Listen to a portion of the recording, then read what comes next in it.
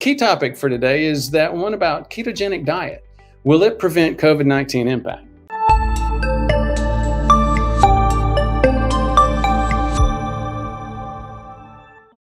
So this is a coverage of an article, Annals of Nutrition and Metabolism, Switching Host Metabolism as an Approach to Dampening the SARS-CoV-2 Infection. It's a review article. It talks about the physiological basis of fat-dependent ketogenic state, its effect on the immune system, and its potential to affect the SARS-CoV-2 infection.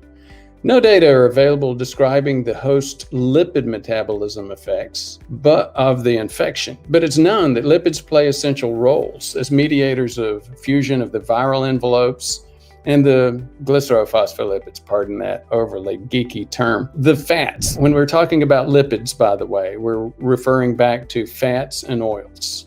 So the fats, fatty acids, they are significantly elevated and core parts of coronavirus infected cells. Uncontrolled viral replication in the lung triggers release of inflammatory cytokines. Again, basically, it's increasing inflammation. We talk about inflammation a lot in this channel. It's really a bigger cause of heart attacks and strokes than LDL, as we've covered many times. And the major cause of cardiovascular inflammation is high blood sugars, which we've talked about. Now, this is a slightly different issue. Coronavirus infection causes inflammation as well. This inflammation, like cardiovascular inflammation, starts creating cytokines. Again, some technical terms real quick, I'll cover them. It's not critical to know the terms. Cyto meaning cell, kines meaning attractants. In other words, coronavirus infection, especially in lung tissue, causes release of chemicals which pull inflammatory cells to the lung. And the inflammatory cells release more cytokines, which bring more inflammatory cells, which release more cytokines. Now, what are the cytokines specifically? Well, again, we'll give you some geeky names: IL-1 beta, IL-6, IL-8, TNF alpha.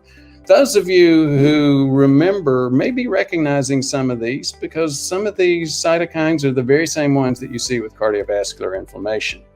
IL-6 is released from macrophages. That's one of the types of inflammatory cells, and dendritic cells, which are infected with SARS-CoV-2. That contributes to the cytokine storm. Again, hopefully connecting a dot. Many of us who haven't gotten that deep in terms of knowing what cytokines are, what inflammation is, and certainly what those names are.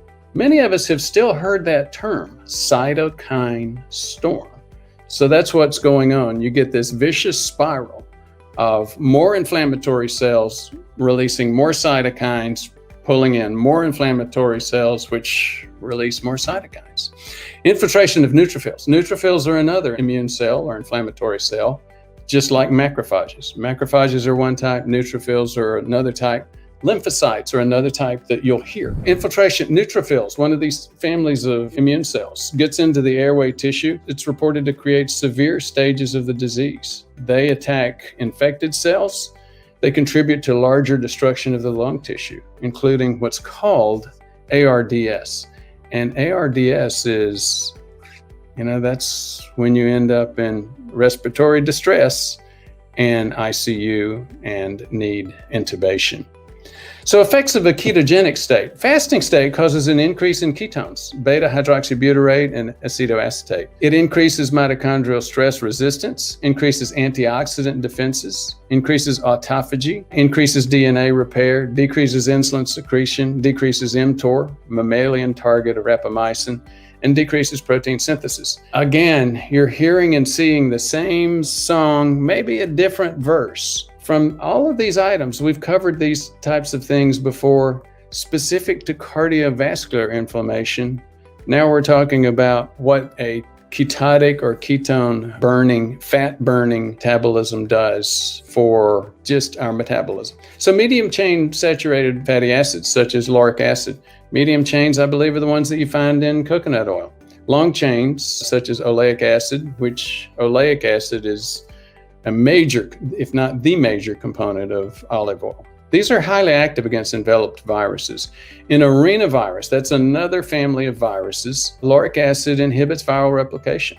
lauric acid and monolaurin, which is a metabolite from coconut oil, reduce infectivity of RNA and DNA envelopes. They disintegrate the viral envelope, prevent binding of viral proteins to host membranes. So here's some effects of the ketogenic state. MCFAs, medium chain fatty acid, including caprylic, capric acid, lauric acid, they suppress IL-8. You remember IL-8 was one of those biomarkers, one of those cytokines that pulls in more inflammation. So some of these medium chain fatty acids decrease that. IF, intermittent fasting, reduces IL-1 beta, IL-6, and IL-8. We had another commenter today, pardon me for going off script, but we had another commenter today saying, oh no, I don't agree, Dr. Brewer. Intermittent fasting has been shown to decrease muscle mass. Well, there's no question that decreased muscle mass is a big issue, especially as we get past age 65. But I'm challenging the citation regarding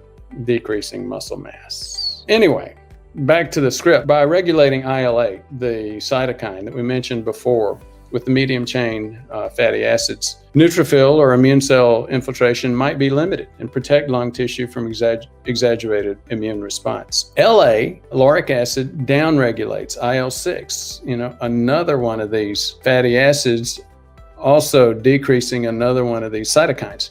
It contributes to decreased risk of the cytokine storm. So changing the microenvironment of the host or the human metabolism hopefully will decrease the setup, the environment for increased cytokine storm in our bodies. That's what that's all about. So you start saying, well, what do you do about that? Well, again, fools rush in where angels fear to tread. And there's a major debate around diet and what's the most healthy diet. But I continue to make the statement, look, especially if you're unable to keep your blood sugars down when you're eating carbs, don't eat them. And for many people, that turns into a ketogenic diet. When you say ketogenic diet, a lot of people think eating nothing but bacon and steak all day. That's really more of what's called a carnivore diet. That sounds scary to a lot of people, especially most of us that grew up hearing about a plant-based diet. The reality is, as you continue to look at the data, carnivore diets don't appear to be showing the evidence of being as scary as many of us found. Bottom line is, I'm far less concerned about saturated fats. I'm far less concerned about oils, whether you get them from a plant base or animal base. I'm far more concerned about eating stuff that makes your blood sugar go up if your blood sugar is a major risk. If your blood sugar is spending significant time over 140 or 180, you remember what we saw earlier about your probability of going into extremis, getting intubated, intensive care, and death. Just with this one infection, the most recent infectious pandemic, COVID-19. These things, having blood sugars over 140 and 180, are also a very big deal. They are the real pandemic, and it's been going on more and more over the past decade. But it's been more of a cardiovascular demonstration of the problem. So if you go back to this article and the script, they're recommending a ketogenic MCT, medium chain triglyceride rich, something like lauric acid, followed by short-term intermittent fasting. Or a breakfast enriched with a ketogenic medium chain enriched with LA or lauric acid or caprylic acid and the monounsaturated long-chain fatty acids. Following breakfast, supplement with 20 grams of a ketogenic MCT drink,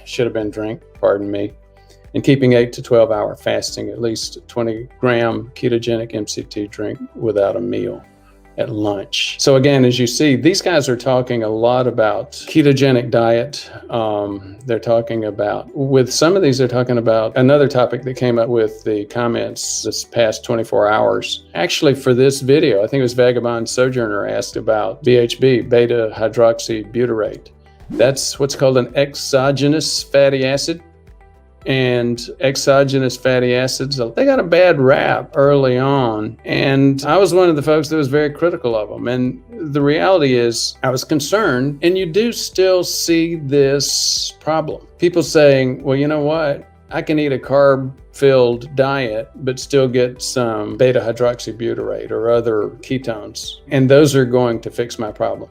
Well, actually, there is evidence that will help. There's clear evidence that Think exogenous fatty acids are biological signal indicators, and so they can help boost the metabolism towards more of a fat-burning metabolism. But again, you get back to the basics. You can't drink some beta-hydroxybutyrate and continue a very carb-driven diet and expect that to pull you out of your lifestyle problem.